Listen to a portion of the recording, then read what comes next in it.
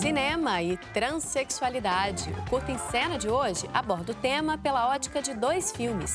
Taylor, dirigido por Cali dos Anjos, com produção de Bia Medeiros, é um documentário que retrata histórias de pessoas trans, mesclando live action com animação.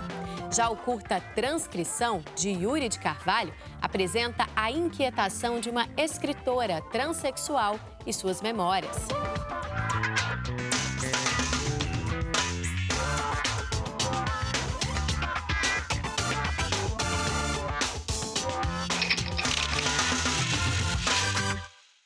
Olá! Hoje no Curta em Cena a gente conversa com Yuri de Carvalho, diretor do filme Transcrição, e com a cineasta e produtora Bia Medeiros, que traz a transexualidade em muitas de suas obras. Bem-vindos ao Curta em Cena, obrigada pela presença de vocês. Yuri, conta um pouco pra gente sobre o que fala o Transcrição.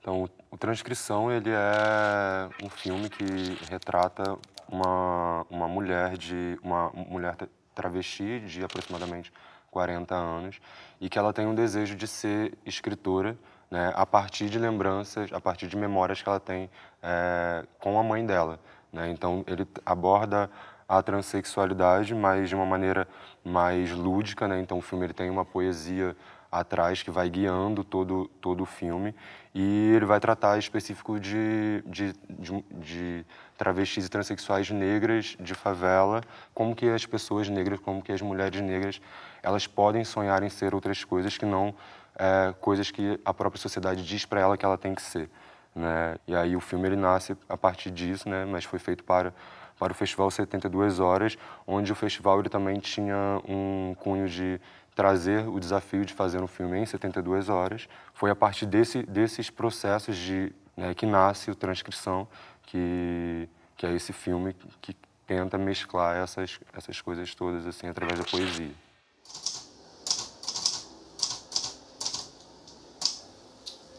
Eu sou escritora. Eu não sei o porquê mais. Não sei se nasci, mas hoje sou. Sou por ser. Não construí essa memória e não me lembro de tê-la um dia sequer. A memória me escapuliu pela manhã quando acordei. Oh, meu amor. Vai brincar, vai. Mamãe tá trabalhando agora.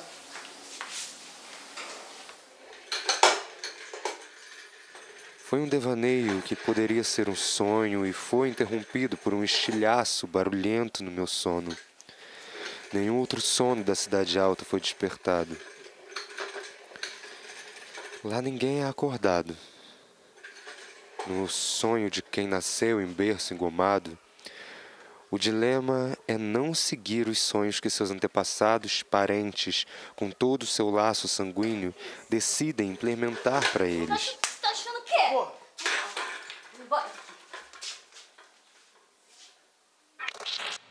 E o Taylor, Bia, qual a história dele? Então, o Taylor veio de uma necessidade do Cali de contar histórias trans pela ótica das pessoas transexuais. E ele trouxe a ideia do quadrinista, que é o Taylor, que faz seus desenhos em cima de outras pessoas trans e de outras minorias. Ele desenha por cima mesmo, no computador. E ele pensou, vamos usar essa estética, que foi uma pessoa que me inspirou muito, para desenvolver um filme. E ele estava nesse processo também de se descobrir enquanto uma pessoa não binária, uma pessoa transexual. E ele trouxe, a partir da perspectiva do Taylor, várias histórias, já que o Taylor desenhava em cima de histórias de outras pessoas. E esse filme ele foi produzido com pessoas trans participando de todo o processo, né? Desde o roteiro até a finalização. Qual você acha que foi o impacto que isso traz para o resultado com representatividade do começo ao fim? Eu acho que a representatividade ela é fundamental na construção de narrativa, né? Então, essa narrativa que o Taylor apresentou no seu produto final, ela não seria possível se ela fosse feita por pessoas hegemônicas, homens cisgêneros, brancos, que já estão acostumados com essa narrativa que a gente também está mais acostumado, né? Uma narrativa mais padrão, mais padronizada. Então, a ideia do Cali foi sempre fazer um filme um pouco mais lúdico e, junto com a equipe, pensar num roteiro que desse um filme com um final feliz, com histórias interessantes, mesmo sendo um documentário. E aí a opção dele de juntar documentário com animação foi o que deu um resultado bem diferente do que a gente está acostumado nas narrativas mais tradicionais, assim. Muita gente já veio falar comigo, né, que ajudou elas a se descobrirem. Isso me deixa bem feliz, assim, mais do que eu esperava que eu ia conseguir aquela página, né, que era uma coisa que era mais pra mim e não pra ajudar as pessoas. Não tinha essa pretensão de que ia ter esse impacto. Transformar. Transbordar. Transviado. Transvivo. Translúcido. Transpassar. Transgredir. Transitor. Transgredir. Transcender. Transpassar. Transposta. Transvivo. Transformar. Transbordar. Ontem entrei em aproximadamente 27 farmácias com minha receita na mão sem achar Durateston. Yuri, seu filme fala sobre uma relação de uma memória muito doce, né, dessa mulher, da mãe dela. Mas a gente sabe que as pessoas LGBTs costumam ter uma relação difícil com a família, né? São histórias que são marcadas muitas vezes por episódios tristes ou de conflito. Como você acha que o seu filme dá uma outra visão para isso? Assim, o Transcrição, ele foi mesmo a partir de um viés totalmente contrário, né? Conversando com pessoas, me aproximando de pessoas transexuais e travestis, isso só é possível a partir desses encontros, né? A gente precisa entender as pessoas transexuais e travestis em todos os meios, então a gente precisa também compartilhar afetos, também compartilhar emprego, também compartilhar tudo com essas pessoas, né? E elas vão nos dando respostas, né? E no Transcrição aconteceu um pouco disso, e era uma resposta de que é possível, sim, ter uma família próxima, uma família que seja ainda referência e que tenha uma aceitação melhor, e isso facilita com que essa pessoa, né, ela já vai encontrar um mundo, né, tão agressivo, tão violento, né, do lado na sociedade geral, já não vai ter emprego, já vai ter seus direitos violados, né, principalmente se a gente está tratando, né, de pessoas LGBTs, sobretudo de favelas, que são negras, e que isso já vai estar numa outra dimensão. Então, ter esse afeto, esse cuidado da família é muito importante nesse sentido, né? E é menos uma agressão que essa pessoa ela vai sofrer, né? Com a Transcrição foi um pouco disso. A gente quis ir para um viés contrário e aproximar essas relações. Então, foi uma forma de aproximar, né, essas histórias, né, e traçar um novo caminho, assim, diferente do que a gente está acostumado a ouvir e ver. Vindouro dos lençóis de 1000 fios. Já aqui na minha janela, quebrada, desconheço qualquer plano ou sonho dos meus pais. Ou melhor, de nossas mães. A minha mãe não me pediu que fosse médica, advogada ou escritora para honrar seu próprio sonho.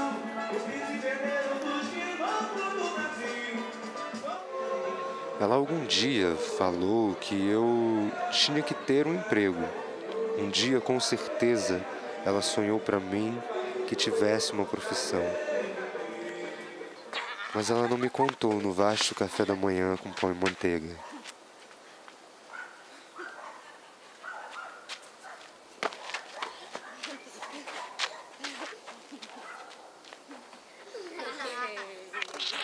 O Taylor também, né, traz uma história de uma família que se adequa a uma nova configuração.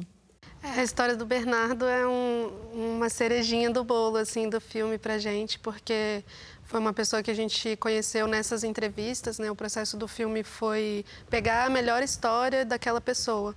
E aí a do Bernardo foi quando ele contou pro filho dele que ele era um homem transexual, enquanto ele estava se descobrindo, e o filho falou que tudo bem. Isso, enfim, a gente conseguiu animar, a Raíssa fez um trabalho lindo na animação e é uma história muito bonita, assim. E eu acho que esse lugar de afeto na família é fundamental, porque senão as pessoas... tem uma coisa de que a pessoa LGBT, às vezes, ela volta para uma família não LGBT, né? Quando ela vai na rua, ela sofre todas as agressões e quando ela chega em casa, ela continua sofrendo as agressões porque ela não está numa família LGBT, o que é diferente, às vezes, de algumas outras minorias, né? Mais ou menos o que acontece com uma pessoa com deficiência também. Ela vai na rua, sofre todas as opressões, quando ela volta, muitas vezes a família dela não entende o que é a realidade de uma pessoa com deficiência. Então, se você está nesse lugar e aí não tem afeto, a tendência é que o seu dia inteiro seja muito ruim, né? E quando você tem uma família que te acolhe, o processo muitas vezes é mais tranquilo, mais afetuoso, mais carinhoso, e a tendência é você conseguir enfrentar mais essa sociedade que já é tão difícil, né, e opressora. Em 2007, eu estava vendo um programa na National Geographic chamado Tabu, e ele estava falando sobre a transexualidade. Aí eu falei, puta que pariu, é isso. É aí, me achei. E na época, eu tinha um filho pequeno, e aí eu virei pra ele e falei assim, se sua mãe fosse um homem transexual,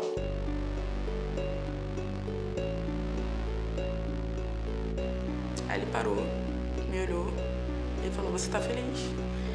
Aí eu falei assim, tô. Aí ele, então tá bom, só tem uma coisa que eu queria te perguntar. Aí eu falei, tá. Aí ele, eu posso te continuar chamando de mãe? Eu falei, claro. Sim, aí eu vi que eu criei um ser humano. Aí nessa parte me faz ser um pouco mãe, um motivo que é tenso mesmo, que emociona, uma parada que, nossa.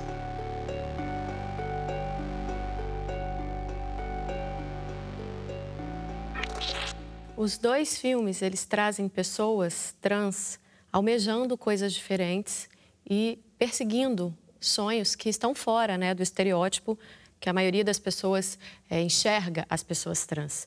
Apesar desse assunto ele estar sendo mais discutido, vocês ainda veem esse estereótipo como muito forte, principalmente no audiovisual?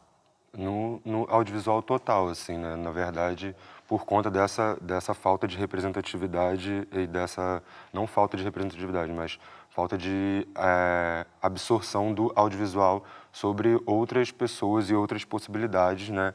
Então, eu estudo numa faculdade de cinema, por exemplo, e eu sei que isso não chega para outras pessoas, né, LGBTs de favela, né, e pessoas transexuais ainda mais, né?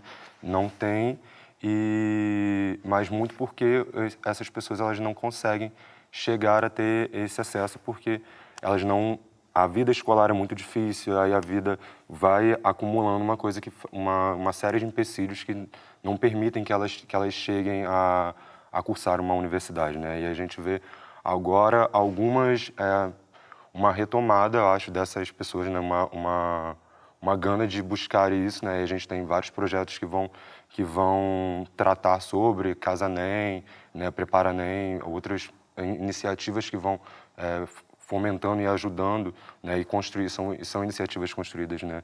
Por pessoas transexuais e travestis, né? Que têm essa urgência, né? Porque elas estão morrendo o tempo todo e elas não estão conseguindo empregos e elas estão sendo taxadas somente com a transexualidade, ela está sempre ligada, né, para a sociedade ou a prostituição, ou no máximo o que essas pessoas elas podem querer ser uma cabeleireira ou profissões, enfermeira, coisas assim, profissões que tem esse pré-julgamento que você só pode ir até ali, né? Então, eu acho que não é bem assim, né?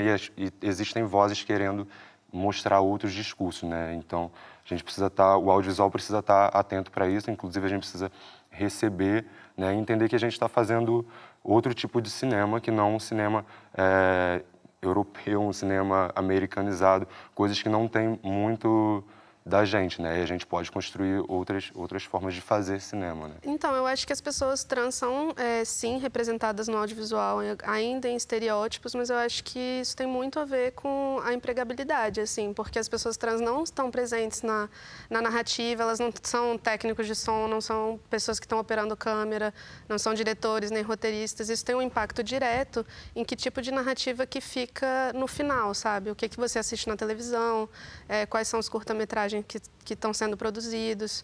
Hoje você tem Linda Quebrada indo para Berlim, mas é uma coisa que não acontece com tanta frequência, assim. Num mercado em que as mulheres também não conseguem contar suas próprias histórias, em que os recursos estão concentrados nas mãos de homens cisgêneros brancos, para mim é bastante óbvio que o estereótipo vai estar sempre presente na narrativa enquanto as pessoas de minorias não forem incluídas no roteiro, na produção e até nas funções mais técnicas, né, no som, porque tudo tem um impacto final, né? Cinema é feito em conjunto, em equipe, é um produto de muitas pessoas.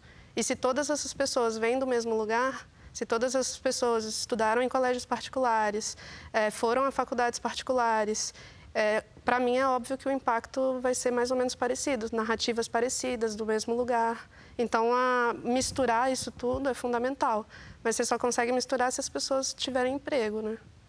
Agora a gente vai para um breve intervalo, mas na volta a gente continua com a entrevista aqui no estúdio. Até já!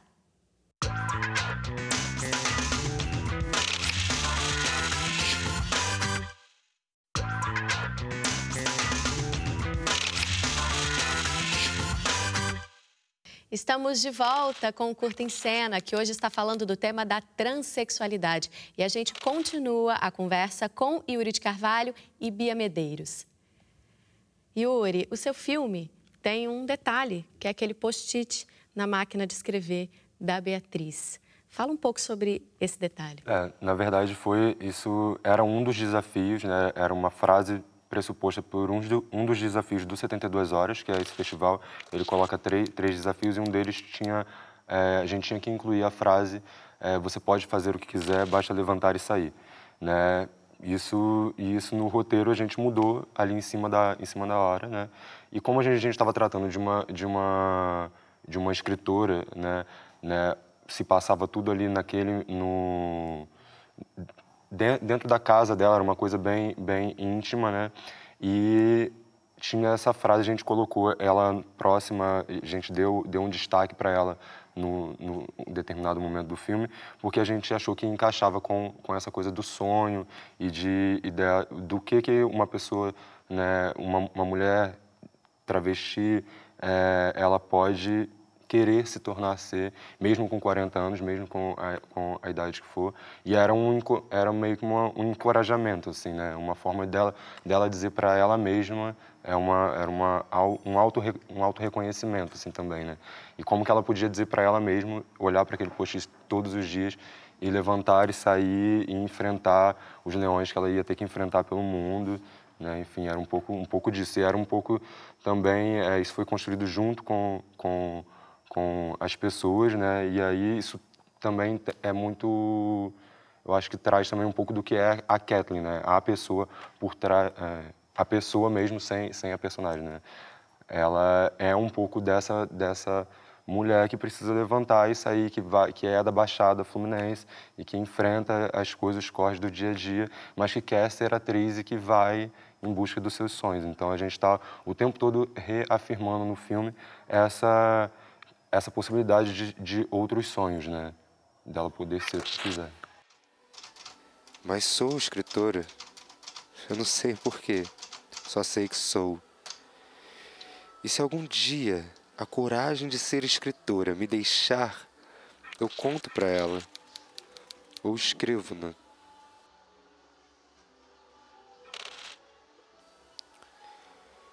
Eu acho que isso despertaria, né? A coragem de sonhar. Talvez ela simplesmente me diga, chorando, que seu maior sonho é me ver feliz. E como foi a recepção do público para os filmes de vocês quando vocês estiveram em festivais? O Transcrição ele passou só em festivais temáticos, ou ligados à negritude, ou ligados à transexualidade, né? Então, eu sinto que era um público mais próximo. Então, essa recepção foi muito mais, acho, de fácil aceitação, né? E as pessoas, elas também se tocavam com o que estava sendo retratado ali, porque elas verdadeiramente estavam conseguindo se enxergar nesses filmes, né? Em todos os filmes, geralmente, todos os filmes dessas mostras, desses festivais, né? Eles são compostos por pessoas, né? LGBTs, negras, são um recorte que é muito parecido. Então tem esse abraçamento, assim. Então, no Taylor, acho que tem uma história mais ou menos parecida. Tem alguns festivais que são muito afins à temática e que gostam muito desse tipo de estética e de narrativa. Mas a gente teve algumas experiências assim mais conturbadas. Acho que eu fui algumas vezes em universidade, e às vezes universidades particulares, e aí você apresenta esse tipo de temática. As pessoas às vezes têm muitas dúvidas e algumas têm muita resistência, assim. Não acreditam nisso ou acham que isso é uma coisa inventada de uma certa vertente política e não uma vivência. Eles não acreditam que isso seja uma vivência real, sabe? Que aquilo é mais uma coisa inventada de um cinema político. E acho que esses lugares foram lugares em que a gente encontrou alguma resistência. No Animamundi foi muito exibido em muitos lugares, porque o Animamundi é grande, né? E aí a gente caiu numa mostra que era de novos olhares, pelo Cali ser um jovem realizador. E aí algumas vezes foi exibido de manhã com sessões com crianças, e teve uma vez que a mãe saiu reclamando, isso aqui não é filme infantil. E eu acho que a característica do Taylor de ser animação, ele caiu em muitas mostras infantis, sendo que ele não é um filme infantil, assim, né? É só por ser animação. E algumas vezes pediram pra gente tirar uma das trilhas, que é a trilha da Pago Funk. Então a gente encontrou algumas resistências em festivais, mas eu acho que isso é ótimo, porque levanta debate, faz com que a gente enfrente outros públicos, porque também ficar fechado nesse circuito de distribuição em que todo mundo acha muito legal o seu produto não é muito confortável, mas é legal se enfrentar e conversar com as pessoas. Eu acho que toda vez que você abre diálogo, talvez a gente consiga dar um passo adiante em relação a essas questões. Bom, no colégio eu não me assumi, né? Me assumiram. Na época eu não achava que eu tinha uma sexualidade. Eu nunca tinha beijado ninguém, nunca tinha feito nada, porque não me interessava. Mas não sei, eu gostava de meninas. E essa menina me perguntou e eu falei, porque eu não achava que eu tinha nada a esconder. E ela contou pra escola toda. E foi um inferno, né? De eu ter medo de ir pra escola e tal. Eu tive que ter uma força pra continuar na escola e continuar olhando para aquelas pessoas que faziam piada de mim. Acho que principalmente os homens trans são muito invisibilizados. Quando você tem uma aparência mais masculina e você é um homem trans e você fala que é trans, as pessoas assumem que você é uma travesti ou uma mulher trans, porque as pessoas realmente não sabem que a gente existe. Não sei, o homem trans vai ser aquele menino que, quando era criança, não gostava de brincar de boneca, gostava de brincar de carrinho, andava mais com os meninos, aquela narrativa única que não é a narrativa de todo mundo. Eu não era assim. E, não sei, eu não acho que eu vou ser um dia um exemplo de masculinidade. E eu não quero ser isso. As pessoas que trabalham com a temática das minorias geralmente ficam num paradoxo entre retratar essa questão da minoria, mas tentar ir além, fugir um pouco dessa centralidade para mostrar também as outras facetas das pessoas que são minoria, mas também são diversas outras coisas, né? Como vocês veem isso na questão da transexualidade? A gente ainda está muito centralizando a narrativa na transexualidade, mas por que isso ainda é importante? Eu acho que tem uma coisa muito fundamental que as pessoas trans não têm espaço de emprego, de poder ser dono da própria narrativa. Isso faz muita diferença quando você vai fazer um novo produto audiovisual, ou no teatro, na poesia.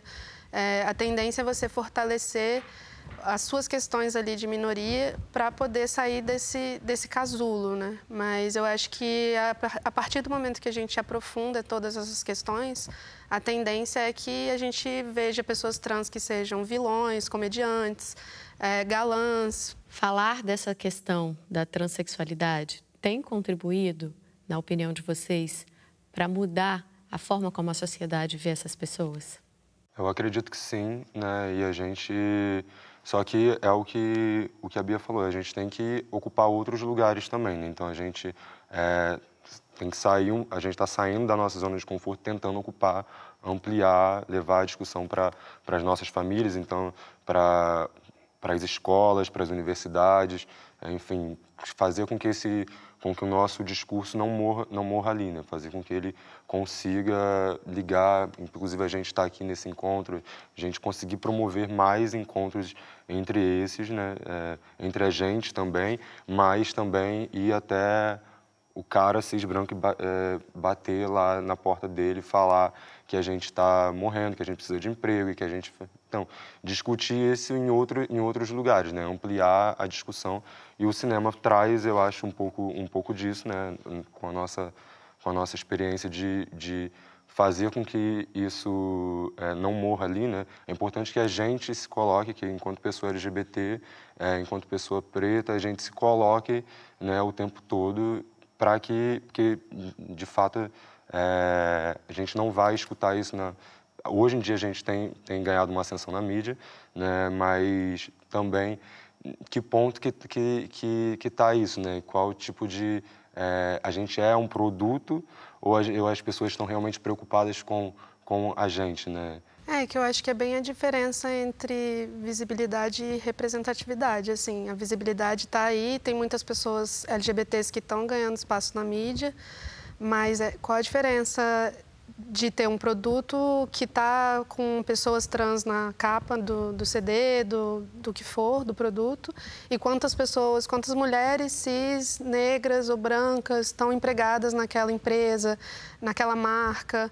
Então, acho que é fundamental continuar falando sobre isso no audiovisual, mas eu vou falar 1000 vezes, assim, acho que a empregabilidade é ainda muito mais fundamental, porque eu acho que é isso que produz mudança, sabe? Se você assiste um filme, mas logo depois a pessoa que você tem para conversar do lado, na sua cadeira ao lado, é uma pessoa, um homem cis, branco, a sua reflexão não vai ser a mesma se todas as pessoas puderem ocupar aquela cadeira do cinema com aquele valor de ingresso. Enfim, então, ocupar todos os lugares é muito importante, não só de ser retratado numa tela, mas como estar sentado na cadeira do lado, como poder ir ao teatro, ocupar esses equipamentos culturais e, no geral, não é isso que a gente vê acontecendo. E enquanto não tiver essa mudança mais estrutural, eu acho que só a representação no cinema não é suficiente. Ela é ótima, mas não é suficiente. Bia, Yuri, obrigada pela presença de vocês aqui no Curta em Cena. Obrigado a você, E o Curta em Cena sobre cinema e transexualidade fica por aqui. Mas você pode conferir os extras do programa na nossa página na internet. Semana que vem tem mais. Até lá!